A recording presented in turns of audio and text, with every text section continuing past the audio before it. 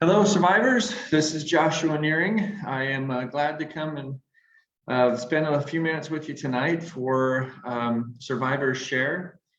This week, we thought it might be of value to give you kind of an update on the Move in Memory initiative that I've been doing as part of Survivors and that many have joined me with on particular days of their families, loved ones. So again, my name is Joshua Nehring. I've been part of Survivors from the beginning in terms of trying to help teach and help educate and help families heal through service when loss comes into their life as a result of death. And this looks different to everybody.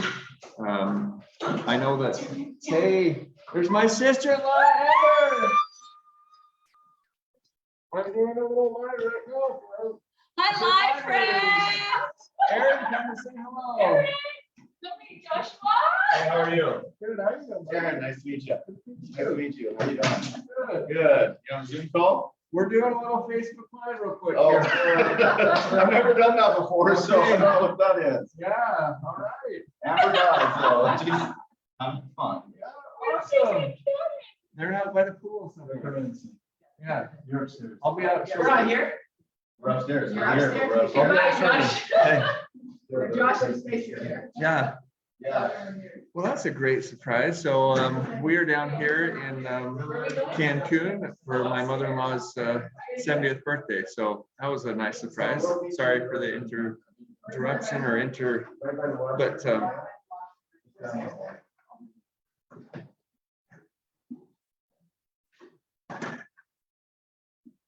all right. So anyways, I'm going to get back to, so what we're doing here with Survivors is our organization, as you're aware, is built on the premise and the idea of trying to reach out to those who have lost loved ones, and then Come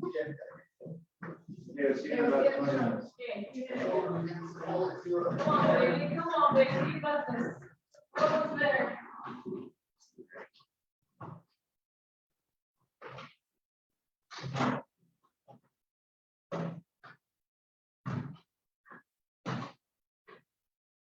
so my wife Stacy and her sister Shannon and her husband Josh, and you know the Crapos, Austin Elizabeth, Shannon Jensen, Mikhail Roberts, a group of us have Jen and David Peacock. We've all kind of been through some experiences in life that have brought us together for this group, and we've had an amazing beginning, and we love to reach out and connect with people in meaningful ways. So as a result of this organization, Survivors has, with the intent of getting out and serving other people, one of the ideas that came to me last year, and we've done it, and it's not a new concept, but people move in memory all the time. People register for races, people go to other events in honor of, people start cancer foundations. There's lots of things that people are already doing this, and it just kind of formalized in my mind. One of the things that has been really helpful for me since my Stacy and I, our daughter Lily has passed away, has been physical exercise. So there's a very specific intention on exercising as a way for me of healing. And there's a whole lot of other things I could go into about all the benefits of physical exercise on our life and its role in helping us through grief. But the Move in Memory came, and it, in my mind, it came as an opportunity to serve. Not only as a physical exercise was a way that I've learned to kind of, in a healthy way, serve myself, to keep myself to be the best husband and to be the best father and employee and employer to the people in my life. It's also been able to be clear as an opportunity to serve. Some might ask, well, how on earth do I serve through exercise or moving in memory? Well, the goal came is that every day in 2022, I would find somebody that had passed away. On the day that they passed away, I would want to honor them and invite the families and friends of those people that have loved ones, that they would reach out and that we would combine together as a partnership, and that we would be able to make that day a little bit better than it would otherwise be. For example, this next Tuesday on the 22nd of March, it'll be 30 years since my oldest brother Jess was killed in a car accident. I can tell you 100% sure that 30 years have gone by, and many, many times I have not even thought about Jess on that day. I've let that day go by.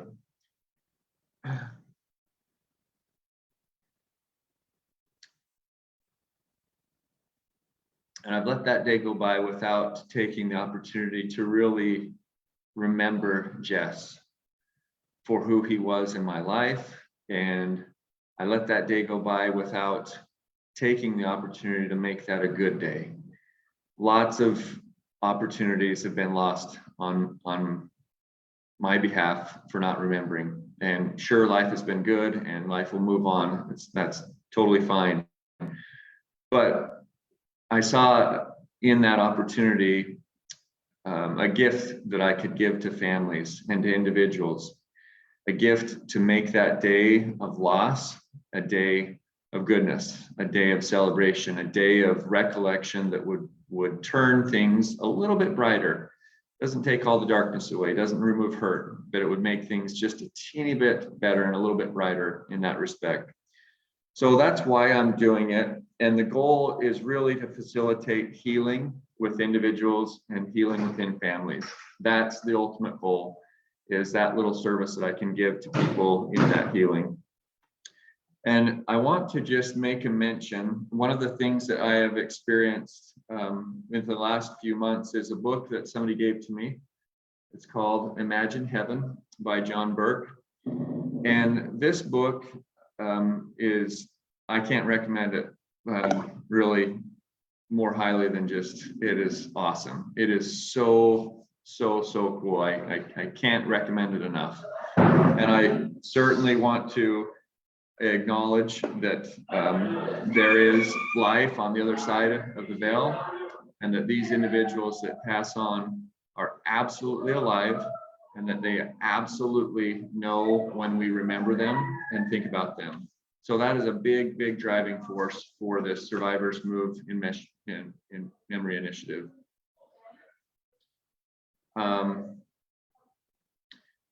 So I want to just give you a couple updates. I can tell you that I cannot share in this short period of time all that has happened.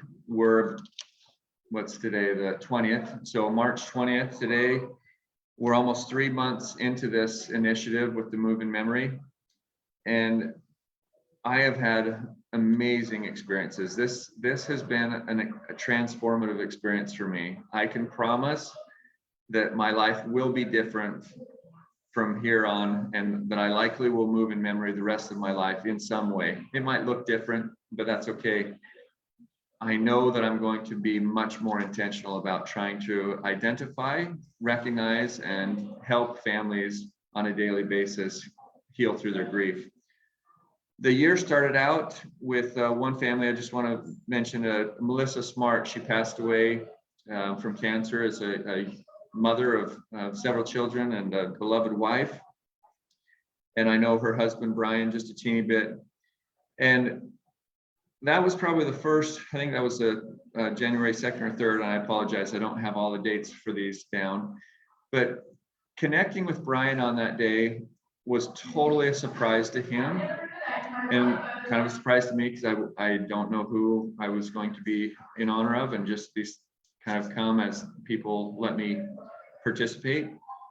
But reaching out to Brian was really the start of demonstrating to me how powerful that was, and giving that gift to their family, and him giving that gift to me to allow me to step into their world, to step into his life, knowing that his children lost their mother. And it's hard. And that these last couple of years have been very difficult. It's been a gift to me to reach into these families. And that was one of the first this year. And Melissa was a brilliant woman, super smart, super educated, and full of joy. And I got to, and I believe that we do get to participate with and feel close to our loved ones and those who are on the other side of the veil. And that's my biggest motivation in this, is feeling these individuals.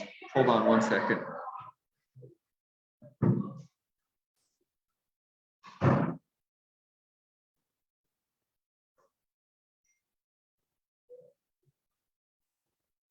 I'm almost done.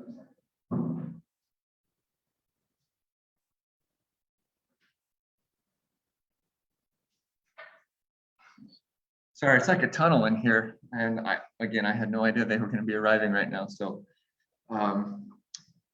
anyway, so Melissa and Brian, thank you so much for getting the year started. It was so precious.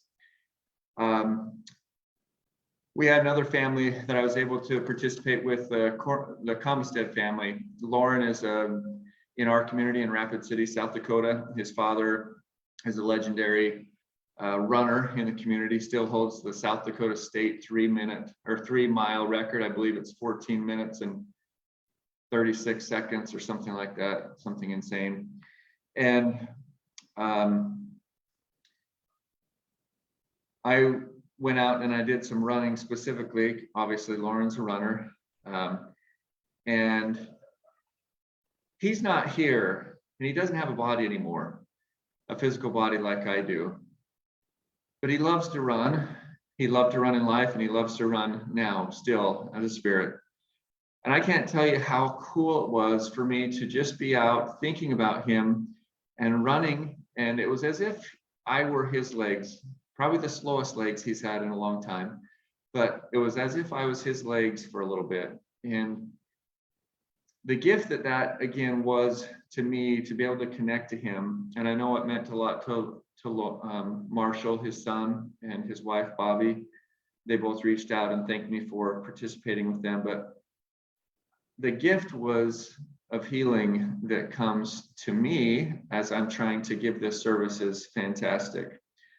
And being his legs for a night was really, really, really amazing.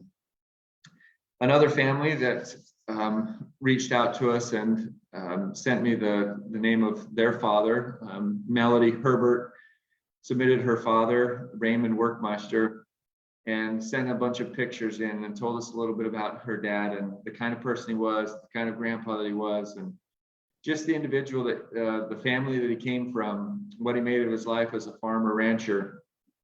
And she gathered her family in preparation for this day. She sent a message out to all of her family, to her children, and I know a few of her children as well, Nick and Jeremy. And she invited them to make the day a day of random kindness, and a day that for Raymond to go out and do kind things, because he loved to just be kind in the community. And I thought that was so again, powerful. And I can't verbalize, and I can't really convey adequately. But that day, when I saw what Melody did with her family and how she was a leader and somebody that rallied her family around the death of her father, and she celebrated them, and they made the lives of other people better that day through the random acts of kindness that were done, and they reported and sent some of those to us. And I just thought, wow, what if I could get every family to do this? And it was just, it just fills my mind with just so much excitement. Goodness is like a little drop. In the ocean, we're here in Cancun, the ocean is filled with little drops. But when we combine them together, it creates amazing force for good, energy, beauty, just amazing things. And so that gift that Melody gave to me that day in showing how a family can be led and rallied around the death of her father and remember her dad Raymond through doing kind acts throughout the day. Just, I mean, that epitomizes what we hope to happen. Another family, and I will just preface that not all death is the same. When we lose children, gosh, what a tragedy, what a seemingly lost opportunity, what an untimely crisis that is for us. And there's just different when people take their life. That's hard. I mean, they're all hard, but that's different. And families struggle different with those situations than a parent who lived their whole life and died of old age or something. Why I bring this up is this next family, the Junkie family, who I've gotten to know a little bit. They lost their son Cole, at a young age, and he didn't commit suicide or anything like that, but it was just the time that he left in his family's life. And I learned a little bit about this in getting to know this family and their circumstances. The circumstances of which that occurred were really, really, really difficult for his mother and father to deal with, and they still are. But I sensed that day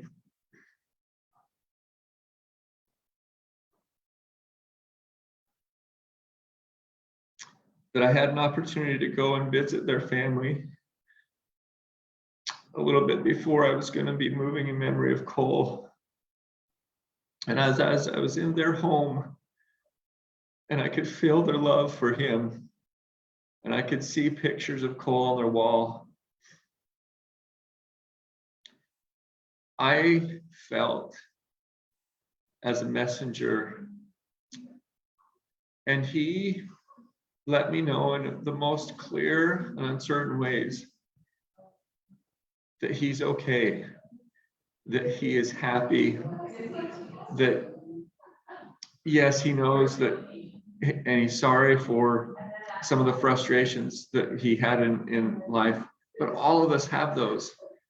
It was just such a refreshing and a most inspiring experience for me to be there in that home with that family and feeling the spirit of their son.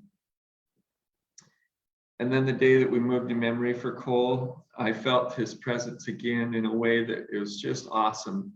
And it makes me want to be a better individual. It makes me want to live my life for my daughter, Lily, way above where I would normally do it without these experiences. And so I thank the Junkie family for letting me participate in their life, letting me to get to know them and get to know their son. It's been awesome. Another family that I just want to share, kind of a very fun one for me, was Jeffrey Roberts. He passed away a year ago from COVID complications, as we understand it. And Jeffrey always wore a button-up shirt. Sounds like my grandpa. He's obviously not as old as my grandpa, but wore up a button-up shirt with the pocket, you know, the kind that you can picture it, like a lot of the people right out of the 50s, 60s would wear. And I believe Jeffrey was just a true professional. Like his identity was he was always tucked in, always dressed with that button-up shirt, and that was his MO, that was his go-to. And I don't know why that stuck with me, maybe because my grandpa wore that, but that day that I moved in memory of Jeffrey, I went rock climbing with my children and I wore a button-up shirt. And I ran home from the rock climbing gym with my button-up shirt on that day. And again, the gift that I received from that family in letting me get to know their dad was really cool, because I could sense the joy that came to Jeffrey in seeing that his family remembered Jeffrey by that little characteristic. And I could see and feel and understand a true, I don't know how to describe it other than just a real jolliness about Jeffrey, whom I never met in this life. I know his son, Jared, but it was such a treat and such a delight for me that day. Man, I've got a lot. I've got a couple more that written down. One family that I didn't write down, but it's just coming to mind, is a family. They lost their son. He had Down syndrome, and he died at a young age. Within the first, trying to remember, I think he may have been less than 3 years old, maybe even younger. But he loved red, loved fire engines, loved all things red. And the day, his mother's name's Nisha, and the day that I was able to participate and join with their family in the move in memory for this little guy, in his life, he had some physical and limitations and disabilities. But I got to feel him whole that day. And I got to feel and know what he is like as a whole individual. And the love that he has for his mother and his father, for the care that they gave to him and during his time in mortality, which was short but difficult with some of those things. And that was really, really special for me to feel that wholeness, to see that in life, whatever unwholeness we might have, when we pass on, we become more whole in a very cool way. The last two that I want to just share, again, some ones that I know from Rapid City. One is an individual that I met through work. And this lady, Renee, I've got to get her story written. It is amazing. So she grew up in New York, a Jewish family, and this guy from Wyoming, Lusk, Wyoming, came out to New York for some business trip or something like that. She was at the pool, he came out, and basically it was like she just fell all over him, and he was met her, and he fell in love with her like crazy, just head over heels. So they ended up beginning their relationship, getting married, and he took her from New York out to Wyoming. And anybody who wants to know what Lusk, Wyoming is like, it is out in the middle of nowhere. It is crazy.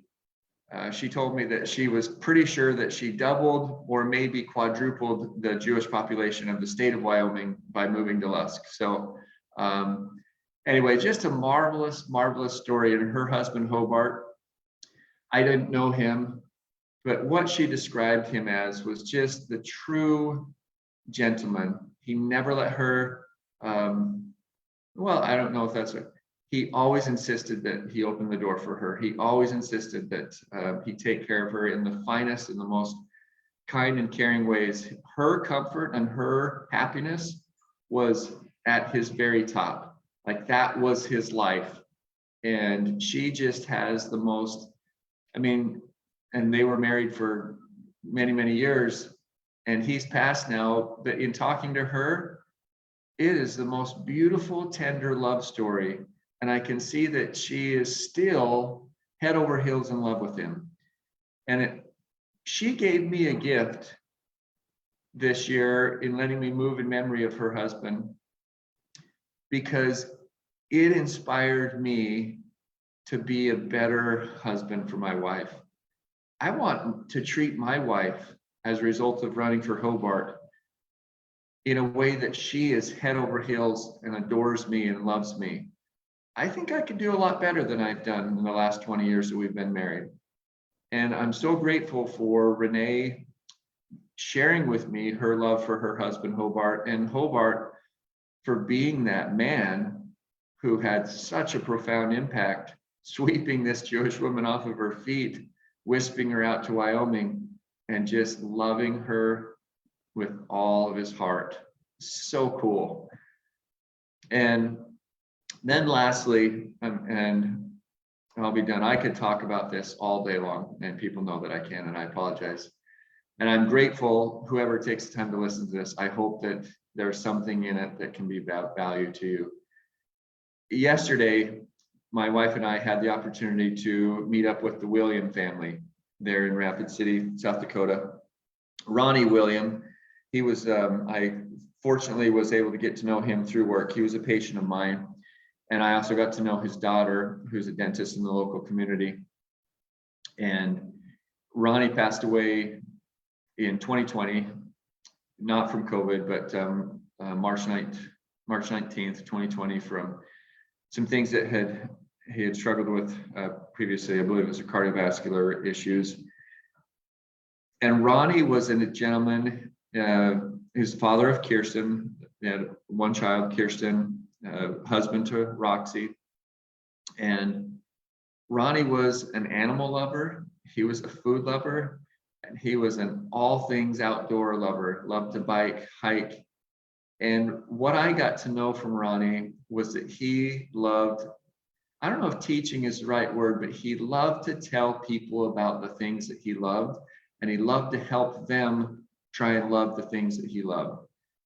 And as a gift that he had, and Kirsten has got a little bit of that gift as well, and she shared that with us.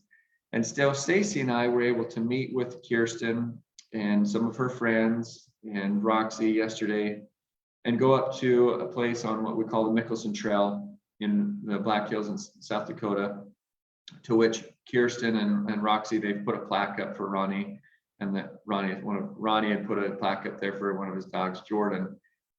And again, I wish I had the ability to convey in my heart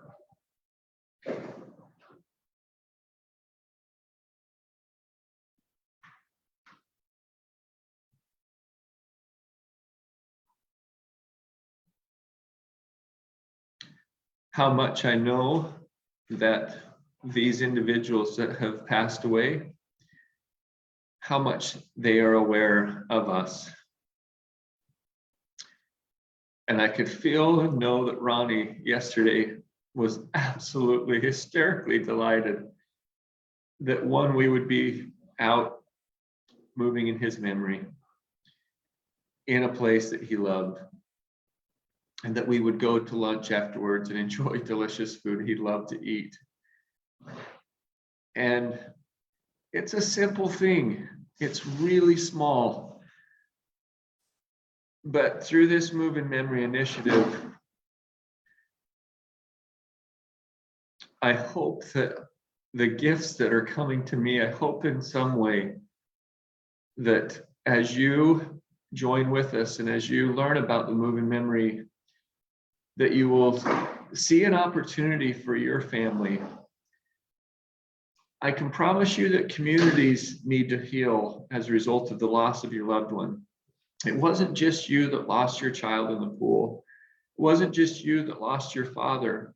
It wasn't just you that had your son take their life. It wasn't just you that lost their little brother who was handicapped. There is a community of people who lose and suffer. And when you invite the communities in your life to join you on a day that your loved one passed, and invite them to do something good with that day, I promise that they will have an opportunity for healing. I promise that there will be cool things that happen within your heart. I promise that that day will be better than it would otherwise. And I promise you that that person that you are thinking of, will know that you are moving in memory and doing something on that day to make that day good and memorable. I can promise you that it is something that is powerful and will change your life for the good in some small way. Big, small, I have no idea. It's changing my life in a massive way. In a massive way. So thank you for taking some time. I just want to conclude by saying that the moving memory is not about me. It is not about just me doing this. My goal and my dream would be to, again, bring healing to every family that wants to participate in it. And you don't have to publicize it. You don't have to do anything, but just do what I'm doing. Find something good to do, intentionally move, and make a difference in the world. You can join with survivors in the Move in Memory. You can go to survivors.com. Here goes my wife again, who we just have seen like 7 times now.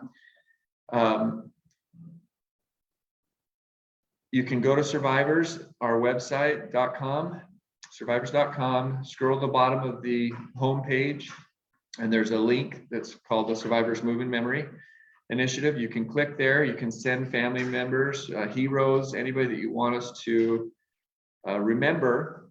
And I promise you, we'll try and make that day a little bit better for you than it otherwise would. If you want to do a run in your community, Survivors would love to help sponsor, help you organize, help you make that happen. If you want to do a service project, we want to help you make that happen. We can give you ideas. We have so many talented people here that are brilliant. You can use our social media platform to let people know about it if you would like. You don't have to. It can be totally private and personal. It can be as big or as little as you want it to be. You can do fundraisers through that day if you want for a cause that you guys feel passionate about. You can, I mean, the sky is the limit. Whatever you envision or whatever you want, let us know, and we want to try and partner with you to make your lives better and to help that community that is around you to have an awesome day in honor of your loved one. Thank you so much for taking the time to listen. Again, I know there are others that I left out. I apologize. I couldn't share all of the amazing experiences that I've had this year so far with Survivors, but please join me. You may have noticed, well, I post every day on Survivors group as opposed to just a Survivors page. If you want to participate and want to follow in any of this, you can go to the Survivors Facebook page and then go down to the bottom of groups, and there's a Move in Memory group. You can share your experiences, or you can ask questions. You can reach out to me, have us help and participate in any way that you want. So again, thank you so much. I can't convey adequately how awesome it is to give the gift of service and how powerfully I am receiving gifts from you for sharing those loved ones with me. So thank you from the very bottom of my heart. And thank you for allowing me to be close to my loved ones in heaven and to your loved ones in heaven. I know they are aware of this, and I know that they know when we move in their memory. So thanks so much. Have an awesome March 20th, and we will carry on.